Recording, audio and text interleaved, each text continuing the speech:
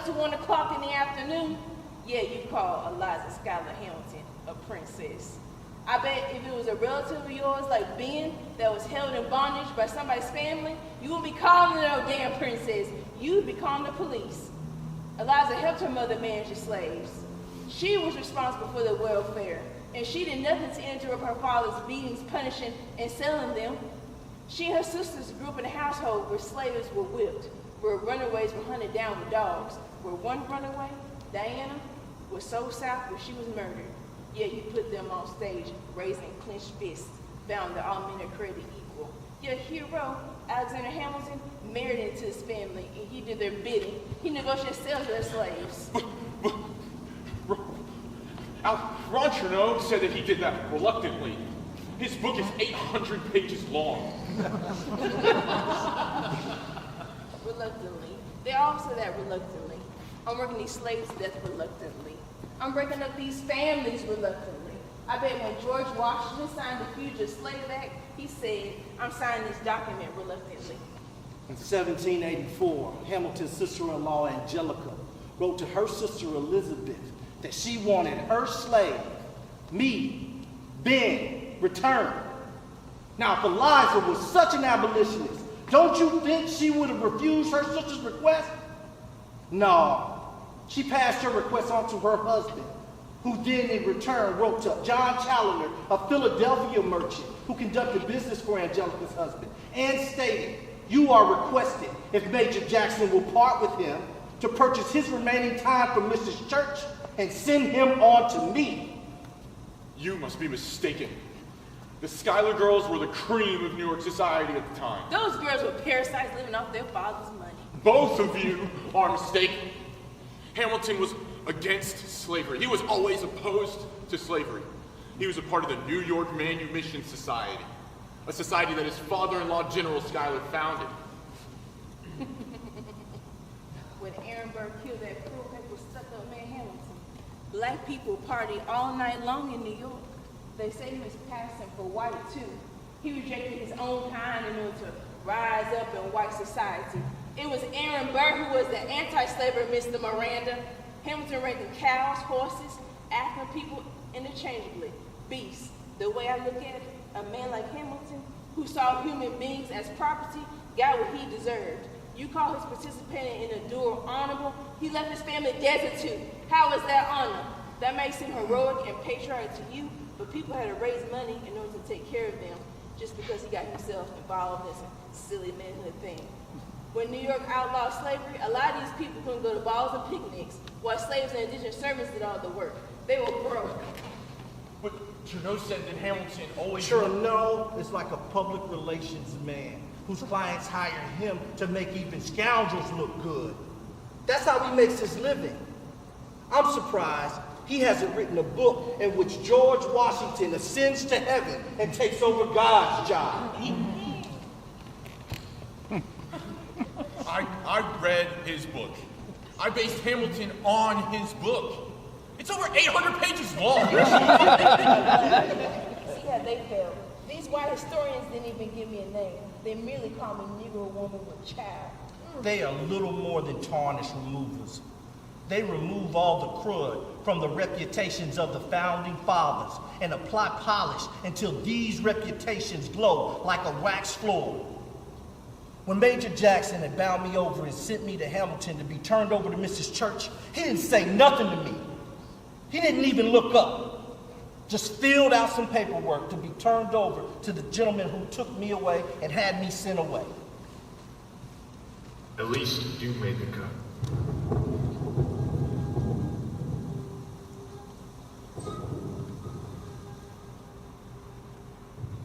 Chernow hardly mentions us. Yet the theft of native land was the main issue of the day. George Washington justified the seizure of native land on the basis that we were beasts. He said that there was no difference between us, wolves and deer. Washington and Hamilton were all for grabbing land that belonged to Indians, as they were called by those two and their contemporaries, even if that land was decreed off limits by the Proclamation of 1763, which held that Americans couldn't acquire land west of the Appalachian. They felt that we had no rights. Hamilton repeatedly called us savages. Washington and Hamilton and his Dutch relatives saw us as getting in the way of progress. But what kind of progress has happened since they invaded our lands? When the invaders arrived here, there were near zero carbon emissions. Look at our country today, a carbon shithole. Who's the savage? And all these lines in your play about New York as the greatest city in the world, about how one can become a new man in New York. Well, maybe for Hamilton it was a wonderland, but by the time he arrived, a whole bunch of Native Americans had been massacred. The Dutch were the cruelest of all when it came to the destruction of Native people. Children 5 or 6 years old were drowned, as well as the elderly and the decrepit. Those who hid were discovered and burned alive. Just one example of their cruelty. New York was no Hamiltonian playground for Negroes either. In 1712, a Negro insurrection was crushed and 11 Negroes were hanged. In 1740, these crazy whites in New York saw a gathering of Irish and Negroes as a conspiracy. By the time they were finished, hundreds of these so-called co-conspirators were hanged or sent into exile. Besides, it was easy for Hamilton to blend in with Jefferson and the others. They might have had disagreements, but the way I see it, they were home folks, kin. Both Jefferson and Hamilton had Scottish ancestry. Both of their teachers were Scots. They may have even been related. Hell, may have even been cousins. Hamilton was part of the northern occupation by the Europeans, whether it was in North America or the Caribbean. As a white man, he was allowed rights that were denied to Negroes and Indians. But wasn't King George III crazy? A man who said that white men had the right to rid the land of savages and that Negroes were vital property is crazy. Who said that? Your precious Alexander Hamilton. They all mention Hamilton's membership in the New York Man Mission Society, which what man means letting slaves go. But when asked to go to their slaves, these man refused.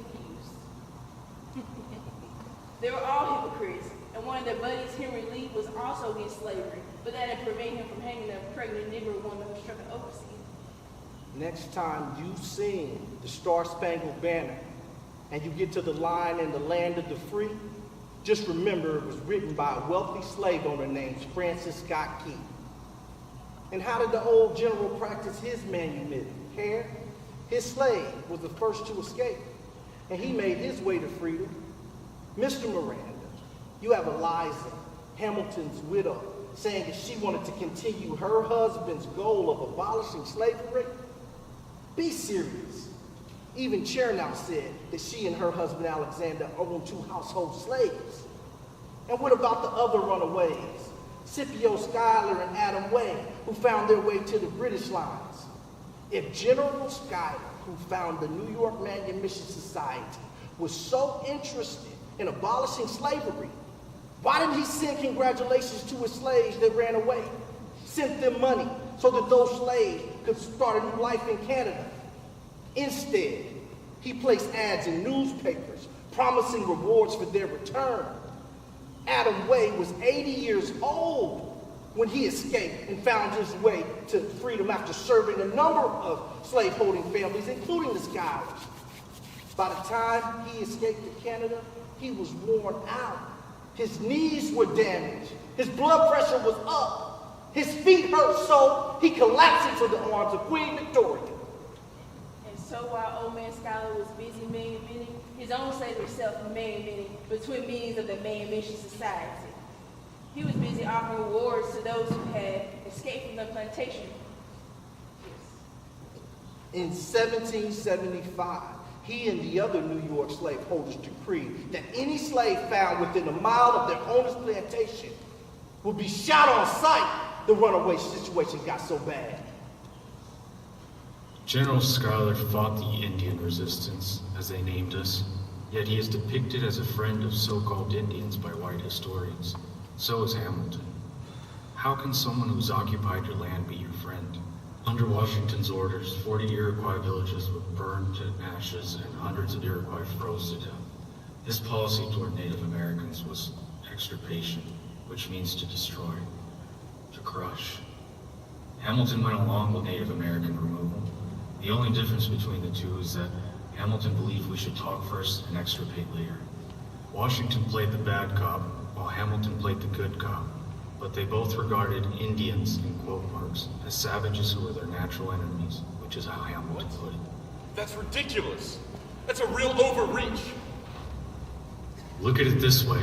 The lands owned by Native Americans were considered foreign nations by Hamilton, his words. The army invaded these nations and massacred the inhabitants.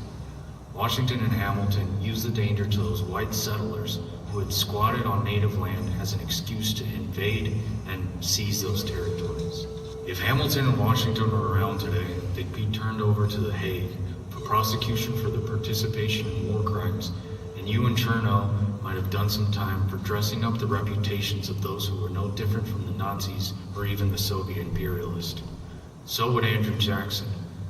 This current clownish president doesn't know how much millions cringe when they see him posing before the portrait of Andrew Jackson. Jackson's face shouldn't be on an oil painting, it should be on a wanted poster. But didn't Hamilton set up a school for the Indians? Window dressing. Enslaver Thomas Jefferson tried a clause in the Declaration of Independence, blaming the British for the slave trade. Something about King George III creating and sustaining the slave trade. He was overruled, and the slaves on the Scottish estate weren't free until 1804 when he died. Hamilton was your typical lying, hypocritical, so-called founding father. So the British, who promised the slaves emancipation, are the villains in the school textbooks. And George Washington, who signed the Fugitive Slave Act and owned slaves, and Hamilton, who participated in this pernicious institution, are the heroes. For him, Negroes were private property. He accused the British of stealing Negroes from their owners. For him, Negroes were 3/5 of a human being. The so-called founding fathers? Why do you say so-called founding fathers? They wouldn't have their constitution without Native Americans. Indians, as they were called in those days, introduced the so-called founding fathers to more than corn, potatoes, snowshoes, canoes, and guerrilla warfare. They influenced the thinking of Franklin and Jefferson. Native Americans are the founding fathers and mothers. You didn't know that? We try to civilize these barbarians. Both Jefferson and Benjamin Franklin, who was called a savage by Europeans because of his affinity for Indians, modeled the Constitution after the system of government which the Iroquois had been using since the 16th century. The Iroquois' great white roots of peace influenced the Constitution's notion of checks and balances. The communalism practiced by the Iroquois, the idea of leaving no person behind, even influenced Marxism. There would be no Constitution were it not for Native American thought. Well, there's still a fugitive slave article that exists in their sacred U.S. Constitution that states, no person held in service or labor in one state, under the laws thereof, escaping into another, shall in consequence of any law or regulation be discharged from such service or labor, but be given back to the person that has the claim for such service or labor be due. And as far as I know, none of the other monuments, including Hamilton, opposed this article. They called us merciless Indian savages in their Declaration of Independence. This all can't be true. Chernow would have written about this in his book. He's a prize-winning historian. His book is 800 pages long! Also, why do you describe the term Indian as an obsolete word? Yes, well, not only are we PhDs at Rutgers, but we are the beneficiaries of an oral tradition that extends backwards for hundreds of years. Whom do you believe? And though we use the term Indian when quoting the leaders of the invasion, we prefer Native Americans. Wait, why are we Native Americans? We were born here. We're indigenous to North America. I read that the Inuit were indigenous, but the rest of you came across the Bering Strait. There's another theory that you came from the south. So how does that make you indigenous? You're Native Americans. You're immigrants just We like were the rest here of us. before your people came. Besides, the Navajo reject the Bering Strait theory. They and other tribes claim that we were always here. Some of the most reliable allies of the invaders were Indians. Joined the imperialists in wars against other Indians, your own people. Besides, by using the term American was introduced by the Europeans. By using the term Native American, you're accepting the occupation. Don't you see you're enacting the old divide and conquer strategy that imperialists like Washington, Jackson, and Hamilton used elsewhere? Okay. I need all of you to leave. Now. This is all Ron Cherno's fault. I relied on his book. Ron Cherno's fault? You mean to tell me you didn't have sense enough to consult other sources? Looks to me like both of you two are guilty. That's enough. We badgered this man enough.